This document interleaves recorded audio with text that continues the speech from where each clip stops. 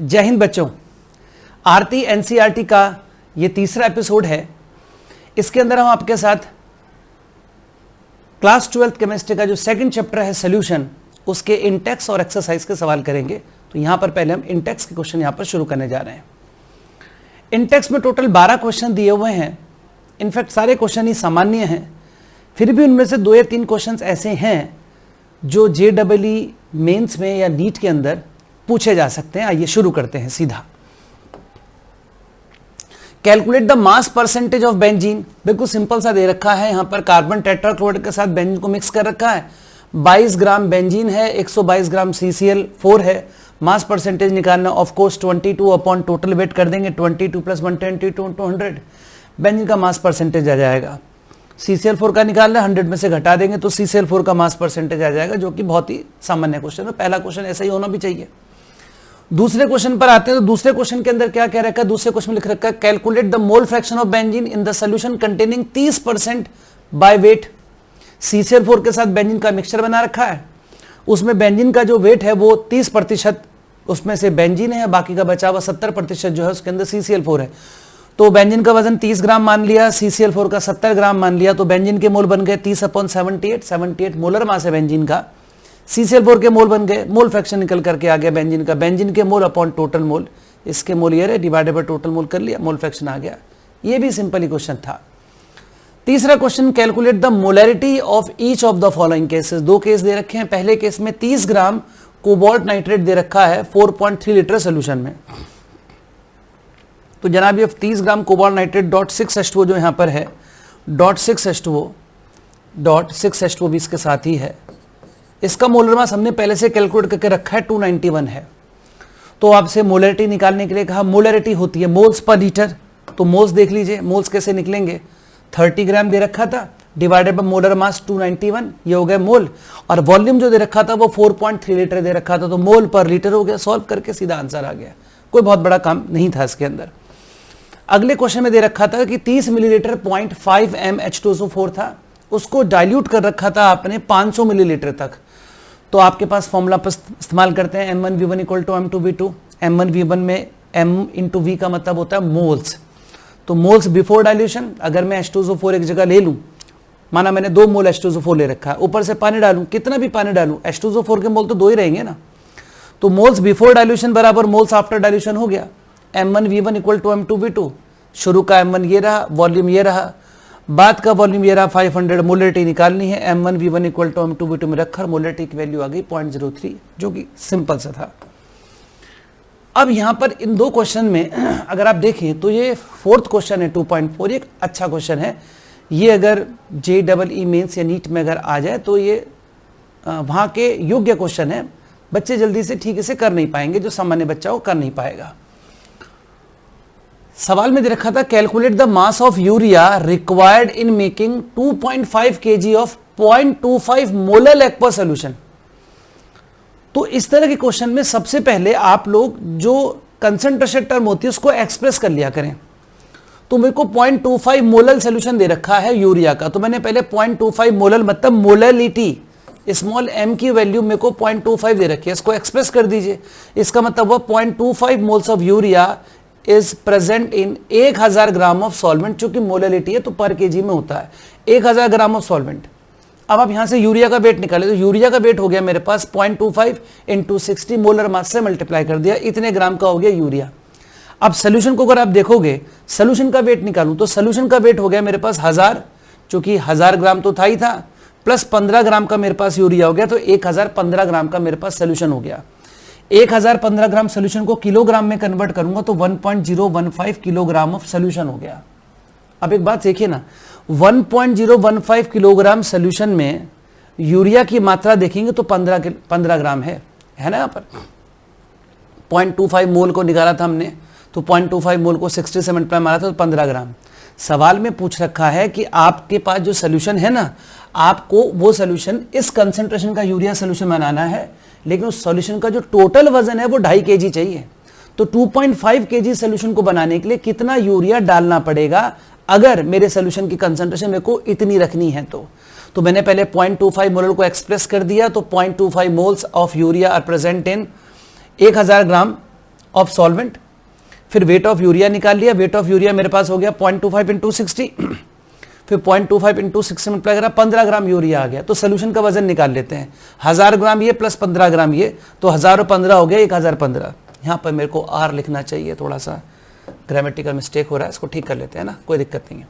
1015 ग्राम पर सोल्यूशन का वजन आ गया, इसको किलोग्राम में कन्वर्ट करिए 1.015 kg। तो 1.015 kg सोल्यूशन को बनाने के लिए 15 ग्राम यूरिया चाहिए, तो 2.5 kg बनाने के लिए कितना यूरिया चाहिएगा, निकाल लिया यहाँ पर, ये आ गया 37 ग्राम।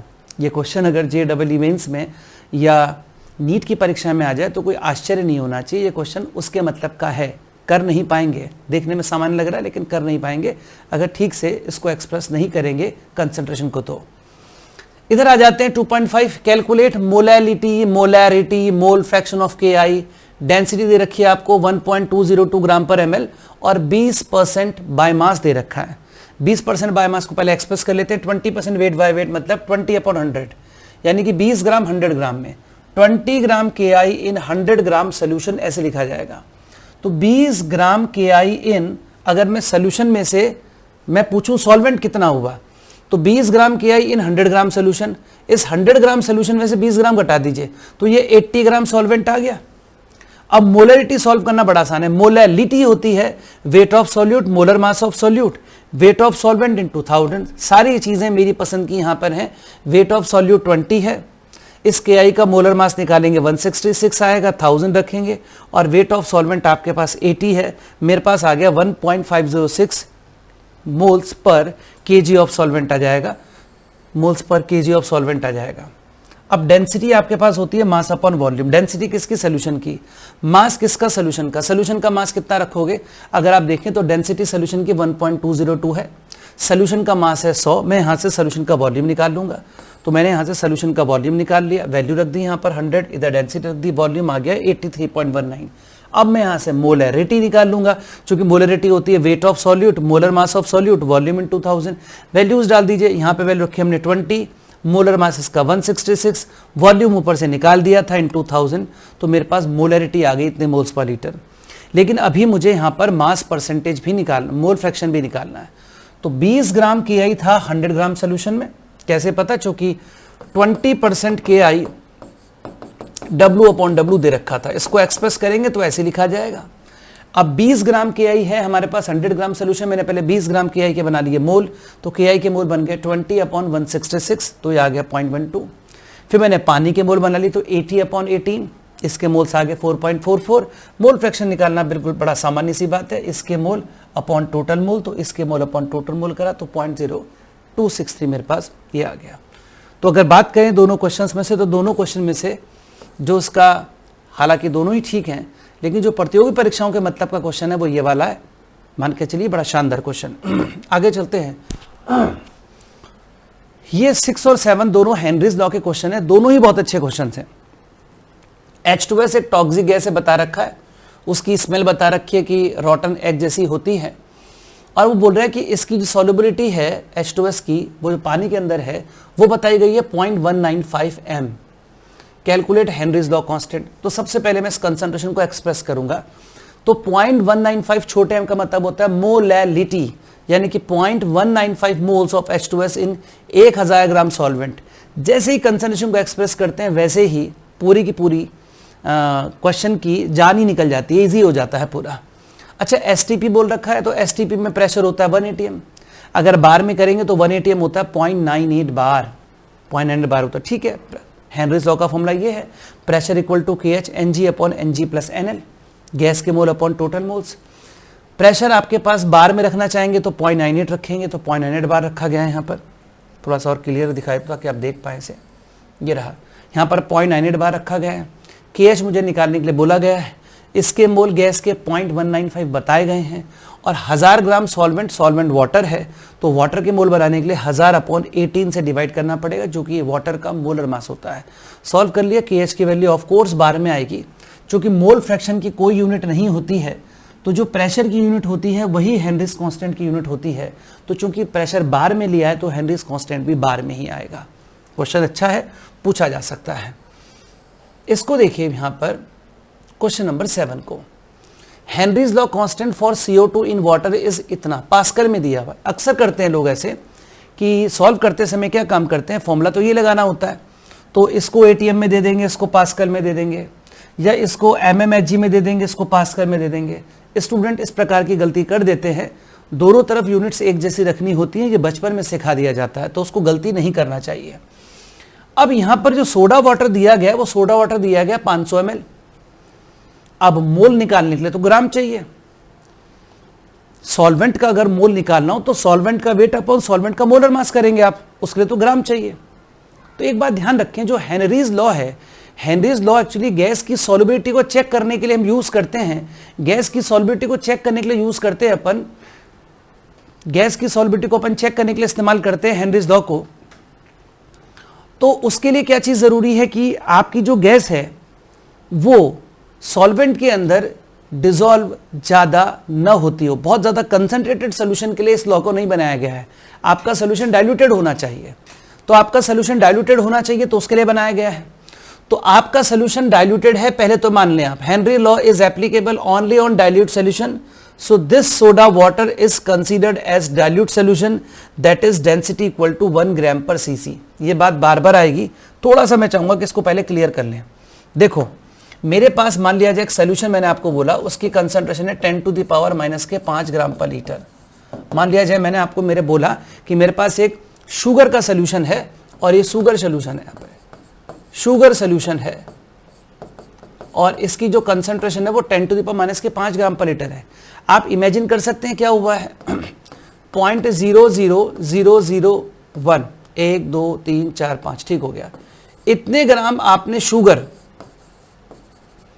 1 लीटर सोल्यूशन में घोल रखी है। 1 लीटर सोल्यूशन में आपने इतने ग्राम शुगर घोल रखी है। क्या लगता है आपको, क्या ये सोल्यूशन बहुत कंसंट्रेटेड होगा? कंसंट्रेटेड छोड़िए, क्या ये पीने में मीठा लगेगा? क्या जब आप इसे पिएंगे तो लगेगा कि यहां कोई शरबत पी रहे हैं आप?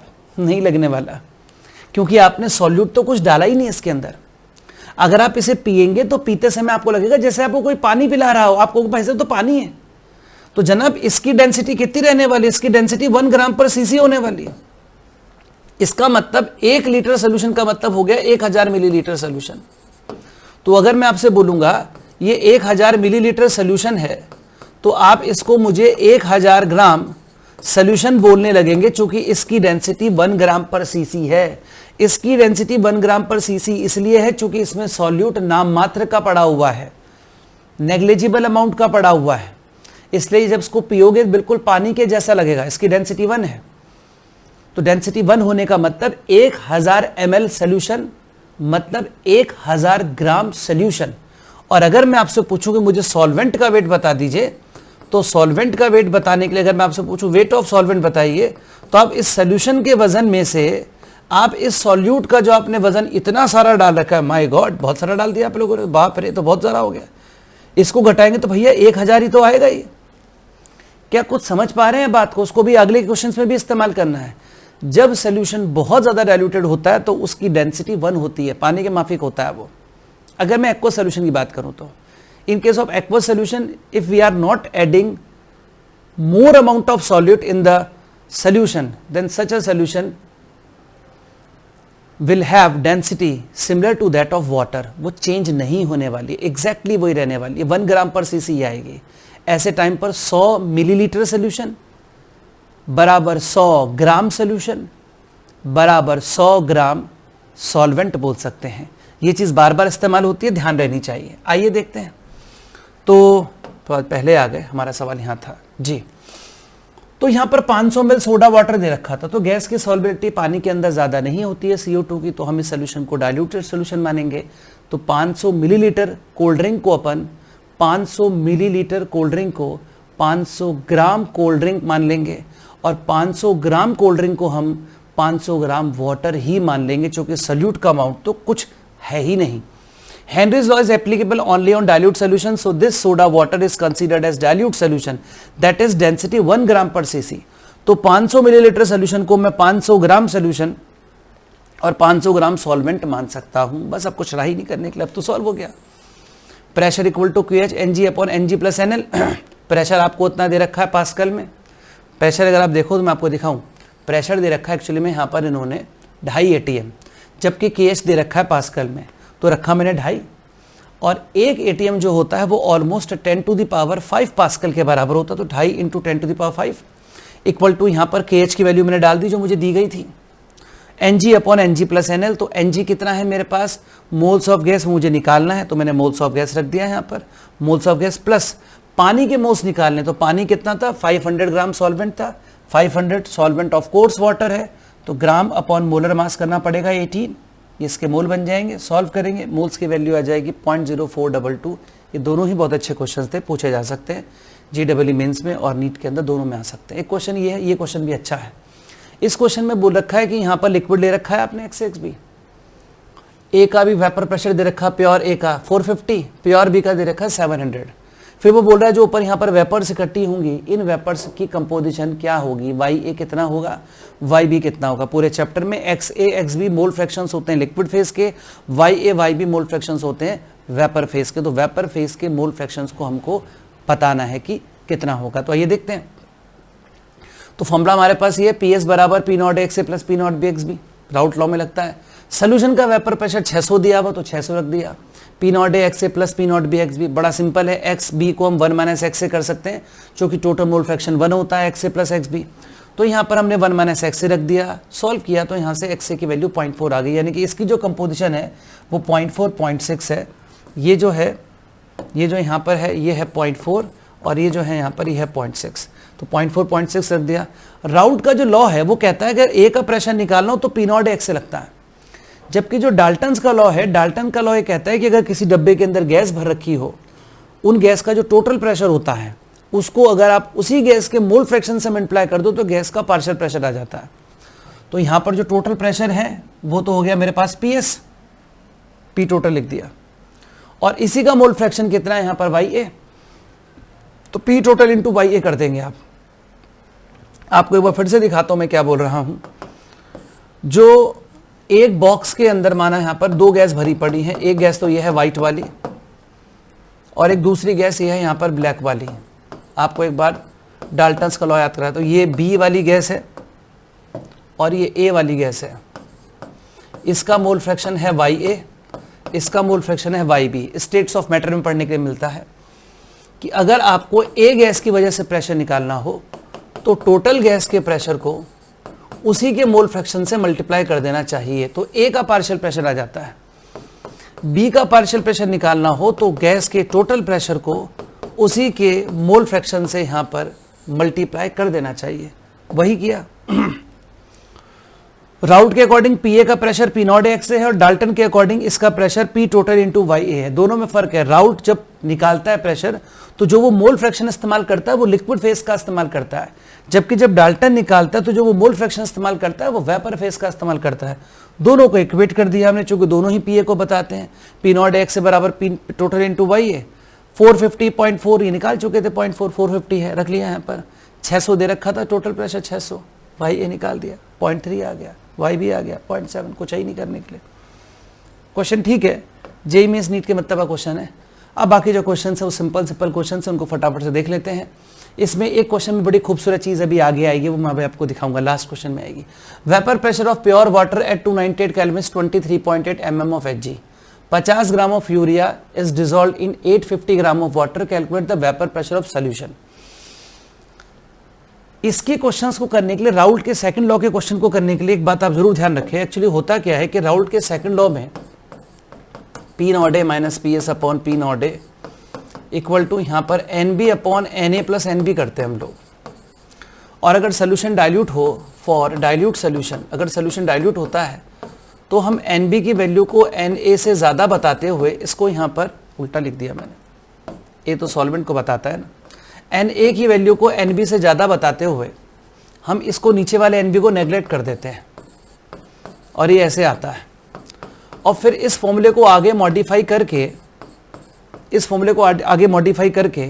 ये फॉर्मूला कुछ इस रूप में आ जाता है, P0A - PS/P0A equal to WB MB WA MA, इस रूप में आ जाता है, जहां पर A जो है वो सॉल्वेंट को रिप्रेजेंट कर रहा है और B सॉल्यूट को। कुछ उस रूप में आ जाता है ये। तो अमूमन होता है क्या कि जब हम क्वेश्चंस करते हैं तो हम इसी एक्सप्रेशन में रख करके सॉल्व कर देते हैं।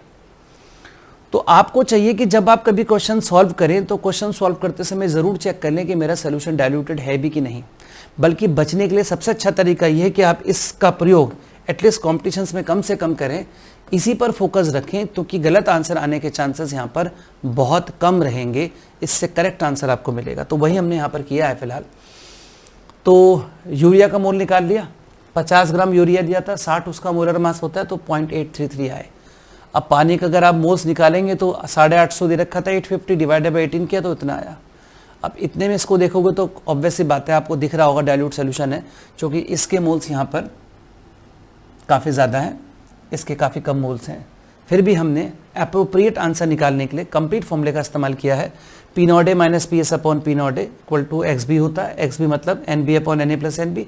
वैल्यूज डाल दिया, 23.8 दे रखा था, सोल्यूशन का पूछा है, यहाँ पर इसका मोल अपॉन टोटल मोल रख दिया, सॉल्व करा, 23.38 आ गया। 10th क्वेश्चन में इसकी लैंग्वेज बड़ी कंफ्यूजिंग है, वरना है ये सिंपल क्वेश्चन। क्योंकि हम सबको पता है वाटर 100 डिग्री सेल्सियस पर बॉयल होता है, लेकिन वाटर 100 डिग्री सेल्सियस पर तब बॉयल होता है जब एक्सटर्नल प्रेशर 1 atm हो। अगर एक्सटर्नल प्रेशर 1 atm नहीं है तो फिर वाटर 100 डिग्री सेल्सियस पर बॉयल नहीं होता है, पहले बॉयल हो जाएगा। तो यहाँ के इस टेम्परेचर को देख के कंफ्यूजन हो सकता है। उसने बोला हुआ है boiling point of water at 750 mm of Hg is 99.63।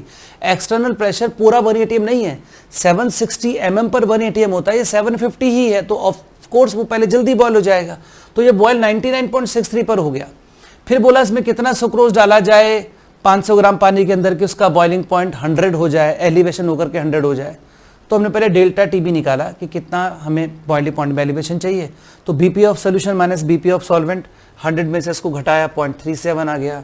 Formula हमारे पास ये है, इस फॉर्मूले में डायरेक्ट वैल्यू प्लेस करनी थी। डेल्टा टी बी की वैल्यू 0.37 दिया है, के बी की value 0.52, W B M B सब रख दिया। डब्ल्यू बी हमको निकालना है, एम बी चूंकि सुक्रोज की बात किया, उसका मोलर मास 342 होता है, 500 ग्राम पानी दे रखा था। सॉल्व किया, डब्ल्यू बी की वैल्यू आ गई हमारे पास 121.7। अब आते हैं इस पे 11th क्वेश्चन को देख लीजिए। Calculate the mass of ascorbic acid. मैंने एस्कॉर्बिक एसिड का जो है पूरा मोलर मास निकाल करके C6H8O6 सब जोड़ दिया, 176 ग्राम आ गया। आपसे पूछा कि 75 ग्राम एसिटिक एसिड में कितना एस्कॉर्बिक एसिड डालें कि उसके मेल्टिंग पॉइंट में 1.5 की कमी आ जाए। तो ये मेल्टिंग पॉइंट या फ्रीजिंग पॉइंट में कमी होता है, KF ये फॉर्मूला है, वैल्यू प्लेस करनी थी 1.5।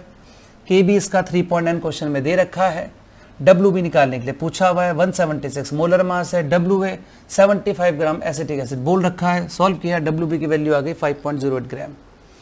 अब ये अगला और लास्ट सवाल देखिए, ये भी बहुत अच्छा सवाल है, कंफ्यूजन कर सकता है या कहीं पर कोई डायरेक्ट कर दे तो उसका फिर मीनिंग समझ में नहीं आता कि हुआ क्या एक्चुअली में। Calculate the osmotic pressure in pascals exerted by a solution prepared by dissolving. 1 gram polymer डाल रहे हैं आप और उसका मोलर मास इतना ज़्यादा है, तो सोचिए जब मैं इसके मोल्स निकालूंगा पॉलीमर के 1/this करूंगा तो बहुत कम मोल आएंगे। बहुत कम मोल आने का मतलब आपका सोल्यूशन बहुत डाइल्यूटेड रहने वाला है। सोल्यूशन किस में बनाया? पानी में। सोल्यूशन कैसा रहने वाला है? डाइल्यूटेड। अगर सोल्यूशन डाइल्यूटेड रहने वाला है तो क्या बताया था, बिल्कुल डेंसिटी कितनी होगी 1।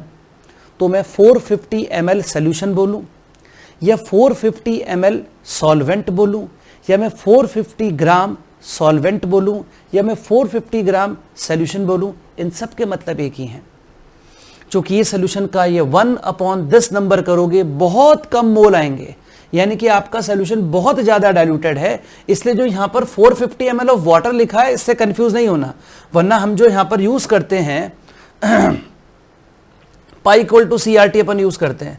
तो पाई इक्वल टू CRT के अंदर जब यूज करते हैं, ये वाला जो हम वॉल्यूम यूज करते हैं, ये volume pi V equal to 1RT में वॉल्यूम ऑफ सॉल्वेंट नहीं होता, ये वॉल्यूम ऑफ सोल्यूशन होता है।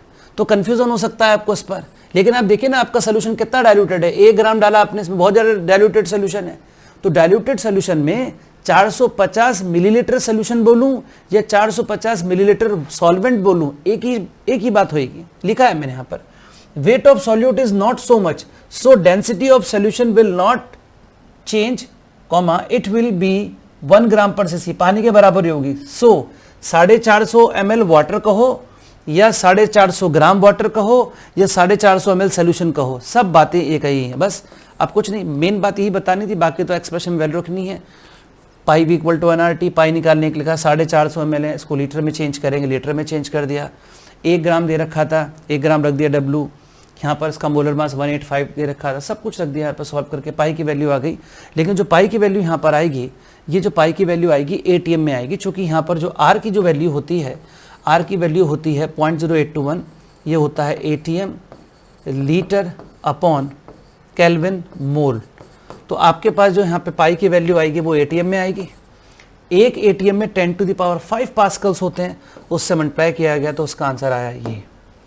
तो कुल मिला के अगर मैं आपको इसके इंटेक्स के क्वेश्चन का अगर एनालिसिस करूं तो जो JEE मेंस या नीट के मतलब के क्वेश्चंस हैं उसमें क्वेश्चन नंबर 12 है जो आ सकता है। इसके अलावा क्वेश्चन नंबर 2.8 है जो आ सकता है, पूछा जा सकता है। इसके अलावा ये क्वेश्चन नंबर 6 और 7 दोनों बहुत अच्छे हैं, पूछे जा सकते हैं। इसके अलावा क्वेश्चन नंबर 4 है जो पूछा जा सकता है JEE मेंस या नीट के अंदर। ये था मेरी तरफ से एपिसोड नंबर 3। आशा है कि आपको बहुत पसंद आया होगा। मिलते हैं अगले एपिसोड में, तब तक के लिए नमस्कार।